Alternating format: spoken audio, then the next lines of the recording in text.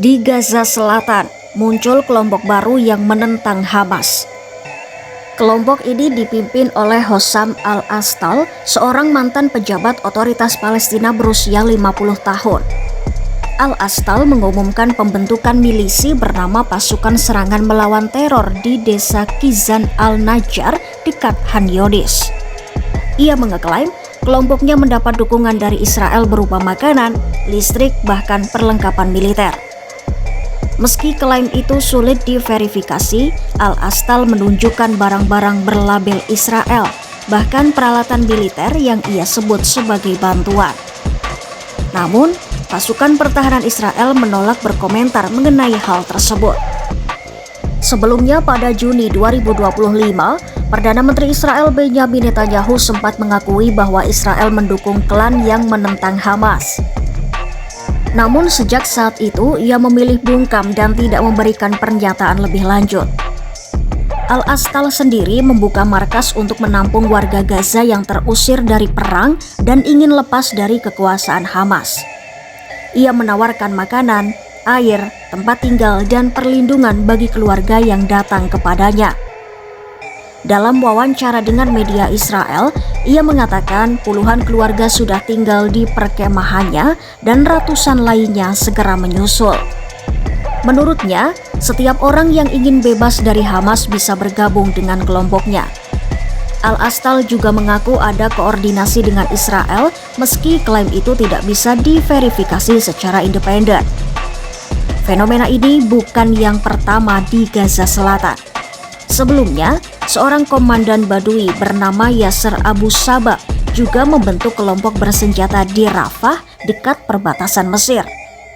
Pasukan Abu Sabab sudah menarik ribuan pengungsi, bahkan mendirikan dapur umum, klinik, dan sekolah darurat. Mereka pun mengakui mendapat bantuan dari Israel. Kini, Al-Astal dan Abu Sabab mengaku berkoordinasi untuk menciptakan semacam sabuk perlindungan di selatan Gaza dengan restu tidak langsung dari Israel. Munculnya kelompok-kelompok baru ini menunjukkan adanya kekosongan kekuasaan di Gaza setelah Hamas dipukul mundur oleh operasi militer Israel sejak Oktober 2023. Israel sendiri enggan mengambil kendali sipil atas Gaza dan tidak siap menyerahkan wilayah itu kepada otoritas Palestina. Maka, keberadaan milisi berbasis klan seperti kelompok Al-Astal bisa menjadi alternatif sementara bagi Israel dan negara barat. Al-Astal menegaskan misinya adalah memberi warga Gaza kehidupan damai dan bebas dari Hamas. Ia bahkan mengirim pesan langsung kepada rakyat Israel bahwa ada orang-orang di Gaza yang ingin hidup berdampingan secara damai. Meski begitu, keberadaan kelompok ini penuh kontroversi. Hamas menuduh Al-Astal sebagai kolaborator Israel, bahkan pernah menjatuhkan hukuman mati padanya di masa lalu. Al-Astal sendiri mengaku pernah beberapa kali dipenjara oleh Hamas, namun tetap bersikeras menentang mereka sejak awal. Ia mengeklaim lebih dari 80% warga Gaza sudah tidak menginginkan Hamas kembali berkuasa, tapi banyak yang takut akan balas dendam jika Hamas bangkit lagi. Iya, kehadiran milisi anti-Hamas seperti yang dipimpin Hossam Al-Astal dan Yasser Abu Al-Sabab memperlihatkan babak baru di Gaza Selatan. Mereka menawarkan perlindungan, makanan, dan janji kehidupan tanpa Hamas dengan dukungan diam-diam dari Israel. Namun, masa depan mereka masih penuh tanda tanya.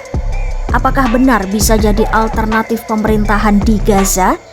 Ataukah hanya sekadar alat baru dalam konflik panjang Israel-Hamas?